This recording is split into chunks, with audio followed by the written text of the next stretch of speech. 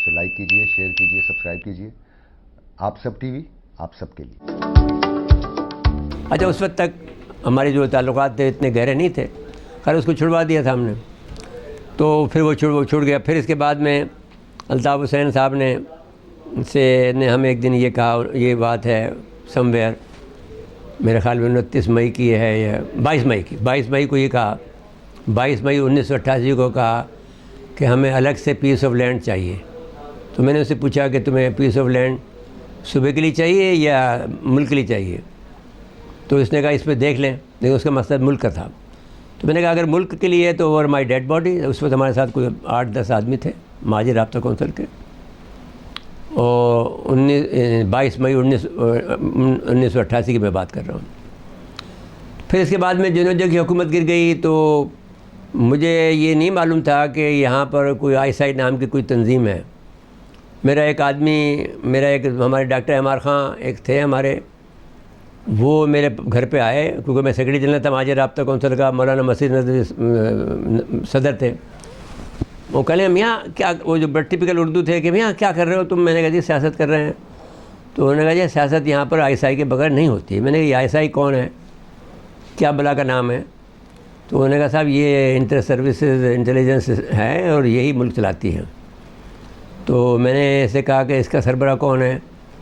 तो उसने कहा कि ये बताया, हम पता नहीं, हमीद गुल था। क्योंकि ISI किससे बात करूँ कि ताकि मेरी ISI के चीफ से मुलाकात हो जाए। तो उन्होंने चाय पी मेरे साथ में, और जैसे ही गया तो मैंने अपने टेलीफोन से, मेरा एक दोस्त था मेजर जनरल रियाज हुसैन, जो कि सिग्नल ऑफिसर इन चीफ था। फिर वो मैं उसको सिग्नल रियाज को फ़ोन किया, तो मैंने कहा भाई मुझे DG ISI से मिलना है। उसने कहा यार तेरा दिमाग ख़राब हुआ, DG ISI से कोई मिलना कोई आसान काम नहीं होता। फिर मैंने कहा तुम्हें क्यों फ़ोन किया? उसने कहा अच्छा कल सुबह आ जाओ। अब ये सिग्नल ऑफिसर इन चीफ से रिटायर होकर या एडिशनल डिफेंस प्रोडक्शन का सेक्रेटरी बन गया था। तो ये बैठता था लाल हवेली में, जो हमारे वज़ारत दफ़ा का दफ्तर है वो लाल हवेली में, वो इसकी हवेली नहीं, एक हवेली और है जो कि मैंने जो हमारा PC होटल है उसके सामने इसका सिग्नल का मैस है, और उसके पीछे एक बड़ी बिल्डिंग है लाल, बड़ी पुरानी ज़माने की। उस बिल्डिंग में हमारा वज़ारत दिफ़ा होता था उस ज़माने में। तो यहाँ मैं गया, यहाँ पहुँचा, इसके पास इसने मुझे चाय वाय पिलाई, और चाय पिलाने के बाद में मुझे कहा तो तुम्हारा दिमाग तो ख़राब नहीं हो गया, क्यों उससे मिलना चाहते हो, तो सियासत में आ रहे हो? मैंने कहा हाँ। तो उसने कहा कि अच्छा, उसको फ़ोन किया ग्रीन फ़ोन। ISI के हेड से आपने मिलने की ख्वाहिश जाहिर की और उन्होंने अंदाज़ा लगा लिया कि सियासत में आना चाहते हैं। मैं सियासत में था, लेकिन उसको ये नहीं पता था कि मैं सियासत में हूँ। मैं तो ऑलरेडी बयान दे रहा था, लेकिन वो उर्दू नहीं पढ़ता था। अखबार कराची के, जो कराची में ख़बर छपती थी वो इस्लामाबाद में नहीं छपती थी। अब मसला ये था ना, ये भी तो एक मसला। तो उसने उसी वक्त फ़ोन किया, हमीद गुल नाम था ना, ये दोनों दोस्त थे आपस में, मैंने क्या कहलाता है इनका जो कोर्स मेट होता है। उन्होंने कहा गुली मेरा दोस्त नुसरत मिर्ज़ा तुमसे मिलना चाहता है। कहना हाँ मैं जानता हूँ, मैंने भेज दे मुझे, मैंने 11:30 पौने 12 बजे करीब भेज दें। अच्छा जी, मैं वहाँ पहुँचा, पहुँचते के साथ ही उसने मुझे बुलाया, मिर्ज़ा साहब क्या प्रोग्राम है आपका? हमने कहा जी हमें हिस्सा चाहिए सिंध में। क्या हिस्सा चाहिए? मैंने कहा भाई हमारी इतनी पॉपुलेशन है उर्दू स्पीकिंग की, आधा हमें चाहिए वजारतें और गवर्नरी चाहिए सिंध की। उसने तुम्हारे पास आदमी कौन है? मैंने कहा वसीम अहमद नदवी जो MNA थे। कहने हमें मंजूर है। और सिंध में कौन है? मैंने कहा मैं खुद हूँ, और वो है एमआर ख़ान, दोनों मंजूर है। आप जाइए ज़िया-उल-हक से मिल लें, हम रिकमेंडेशन कर रहे हैं। 9 मार्च 1988 को हमारी मुलाकात हुई ज़िया-उल-हक साहब से। अब ठीक होगी, जनों की हुकूमत गिर चुकी थी।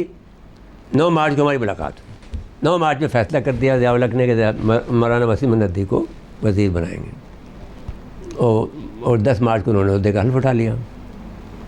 और हम उस वक्त हमने अल्ताफ़ को बताया तो अल्ताफ़ बहुत नाराज़ हुआ।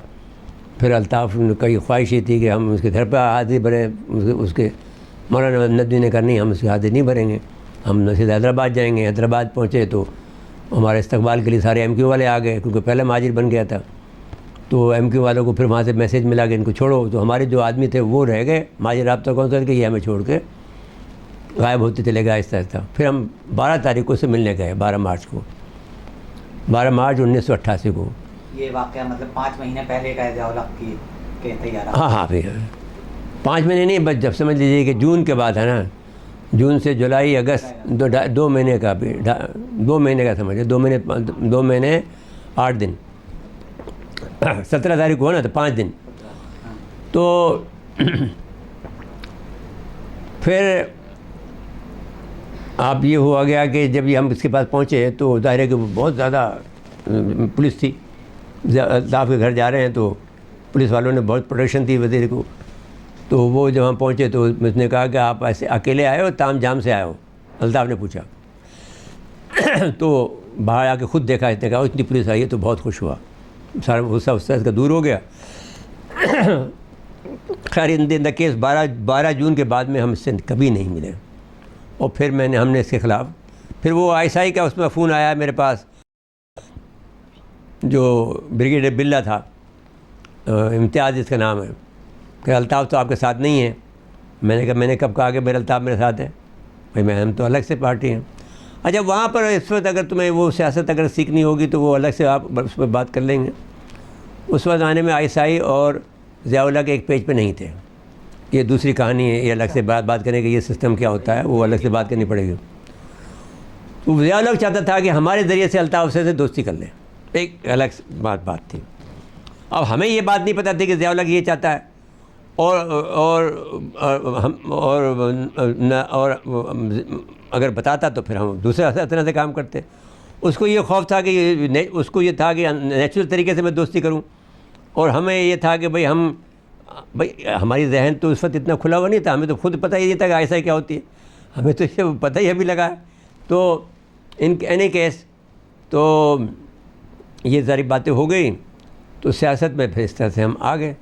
अब जब आ गए तो फिर 24 जब फिर ज़िया-उल-हक का एक्सीडेंट हो गया। अच्छा यहाँ रुकिए, आपकी बात हो गई ISI के चीफ से उस वक्त, सही है, उन्होंने अप्रूव किया, तो उस वक्त अल्ताफ़ हुसैन की क्या पोजीशन थी? अल्ताफ़ से कुछ ऐसे ही, बस एक बदमाश था यहाँ के कराची का, बस और क्या। मतलब ISI से कोई बातचीत उनकी नहीं? नहीं, ISI के साथ था ना, वो ISI के साथ में ब्रिगेडियर बिल्ला उनको हैंडल कर रहा था। He was completely ISI man at that time. ISI कहने पे कर रहा। आप सवाल करेंगे क्यों? अच्छा, इसका जवाब उस वक्त मिला। चलो पहले तो आपको सीधा जवाब दे देते, फिर बाद में उसकी बैकग्राउंड बता देंगे। वो ये चाहते थे कि उस सिंध की मूवमेंट चल रही थी, तो वो चाहते थे कि एक सिंध में 2 तज़ाद होने चाहिए जो आपस में लड़ते हुए हों, महाजिर और सिंधी। उनका ये ख्याल था कि पंजाबी यहाँ जब जंग होगी या लड़ाई होगी तो पंजाबी भाग जाएंगे, महाजिर कहाँ जाएंगे? महाजिर तो यहाँ लड़ेंगे, मरेंगे, कटेंगे, यहीं रहेंगे। तो वो सिंध के मुकाबले में महाजिर का तज़ाद पैदा कर रहे थे। तो उसमें उस सिस्टम में फिर हम एक मिडिल मैन के तौर पर घुसे, और CIA भी हम पे काम कर रही थी। आप हैरान होंगे, हमें ये बात पता नहीं थी। तो हमसे जो कौंसल जनरल था, 1 घंटा की मुलाकात अगर MQ से करता था तो 1 घंटे की मुलाकात मुझसे करता था। तो एक दफ़ा मैंने शिकायत की उससे, जो यहाँ का कौंसल जनरल था, रिचर्ड फाक उसका नाम था। मैंने शिकायत की कि भाई आप इससे क्यों मिलते हैं, तो बड़ा ख़राब आदमी है अल्ताफ़ हुसैन। जब हमारी लड़ाई होगी अल्ताफ़ से, तो ये 93 की बात है, 91 की बात है शायद। तो मेरी किताब में लिखा हुआ सब कुछ, ऐसा नहीं है कि कोई मैंने अभी लिख रहा हूँ। तो वो रिचर्ड फाक ने मुझे कहा कि मिर्ज़ा साहब, mister Mirza, you don't have the support of the people, he has the support of the people, so we have to meet him anyhow, but we are looking after you, we give you as much time as much we are giving time to Altaf Hussain. अच्छा, अब भी मैं नहीं समझा कि भाई they want to make me a CIA agent, मैं तो नहीं बनना चाहता था। फिर ये हुआ कि एक मेरा दोस्त था जो कि एक इंस्टीट्यूट में काम करता था, वो मेरे पास आया कि हम तो कहने मिर्ज़ा साहब, हम तो आपको ऐसे समझते थे, अब तो ISI के हेडक्वार्टर पर डिस्कस होते हैं। मैंने कैसे? वो कहते हैं कि आइंदा का मुस्तकबिल जो है, जो महाजिरों का मुस्तकबिल है, नुसरत मिर्ज़ा का लीडर है हमारी नज़र में। अब यहाँ पर मेरे दिल में बड़ा बेचैनी पैदा हो गई कि भाई मैं तो CIA का एजेंट नहीं बनना चाहता हूँ। अब ज़ाहिर है कि मेरी दोस्ती फ़ौज में बहुत ज़्यादा थी। जब मिर्ज़ा असलम बेग साहब से मैं ये बात अभी कहना चाहता हूँ कि मिर्ज़ा असलम बेग से मैं 24 तारीख को 24 अगस्त को मौलाना वसीम 1988 को 24 अगस्त को 1988 को मिला, फिर 25 अगस्त को मिला। एक घंटे की मुलाकात हुई। उस वक्त के आर्मी चीफ बन चुके थे। वो आर्मी चीफ बन चुके थे। तो उनसे उन्होंने भी हमसे ये कहा कि फिर उसमें एक बड़ा वाक़या है, बड़ी हमारी ज़िंदगी क्या। फिर उसने मुझे ये कहा कि हमने कुछ उनसे दरख्वास्त की कि ये काम कर दें। उसने कहा पाकिस्तान का क्या बनेगा? तो हमने कहा पाकिस्तान को हम चलाएँगे। उसे लाइक कीजिए, शेयर कीजिए, सब्सक्राइब कीजिए। आप सब टीवी, आप सबके लिए।